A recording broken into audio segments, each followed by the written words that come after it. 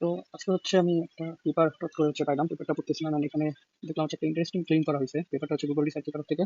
And ওরা হচ্ছে বলতেছে দ্য পেপার টাইটেল এরকম যে প্রম্পট রিপিটেশন ইমপ্রুভ নন রিজনিং অ্যালগরিদমস। মানে ওরা হচ্ছে মূলত যেটা বলতে চাচ্ছে যে নর্মালি যে আমরা এলএলএম যখন কোয়েরি একটা পাঠাই তো ওখান থেকে একটা রেসপন্স আসে। বাট আমরা যদি জাস্ট এই কোয়েরিটাকে হচ্ছে একটা সিম্পল কোয়েরি কপি পেস্ট করে যদি একটা কোয়েরি ডাবল দিই, দুইবার পাঠাই, মানে একটা কোয়েরি হচ্ছে কপি পেস্ট করে সেম কোয়েরিটা ডাবল করে দিলাম, ডুপ্লিকেট করে, তাহলে হচ্ছে ওই এলএলএম থেকে নাকি ভালো রেসপন্স পাওয়া যায়। জাস্ট এতটুকু একটা সিম্পল ট্রিক।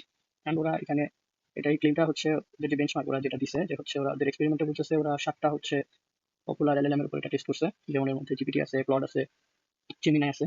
And ওইখান থেকে ওরা দেখা গেছে যে 70 বারের মধ্যে 47 বারই হচ্ছে এই ডাবল প্রম্পটিংটা হচ্ছে ভালো রেজাল্ট দিছে। বাকি সবগুলো হচ্ছে নিউট্রাল ছিল, মানে দুই জায়গায় হচ্ছে কাছাকাছি রেজাল্ট আসছে। আরেকটা ক্লেম মধ্যে হচ্ছে এখানে দেখা যাচ্ছে যে ওরা জেমিনাই ফ্ল্যাশ লাইটের হচ্ছে অ্যাকুরেসি প্রায় 21% থেকে 97% পর্যন্ত চলে যেতে পারছে, তার মানে প্রায় এখানে হচ্ছে 70% হচ্ছে 76% জাম্প। তো এখানে এই হঠাৎ এই ডাবল কোয়েরিটা হচ্ছে দুইবার দিলে যে ভালো রেজাল্ট পাইতে পারে, এর একটা এক্সপ্লেনেশন একটা এরকম হতে পারে যদি হচ্ছে একটা কোয়েরি আমি লিখি, what is the colour of sky.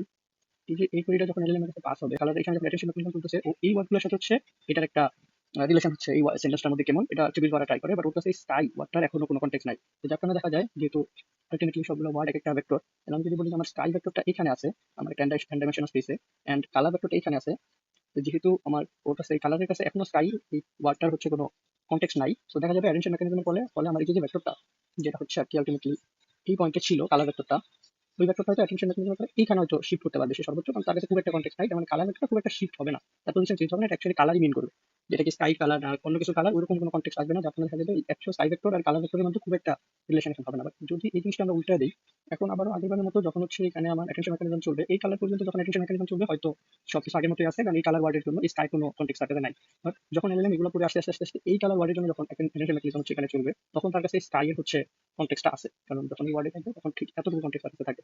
তো তখন সেই স্কাই সম্পর্কে এখানে জানে।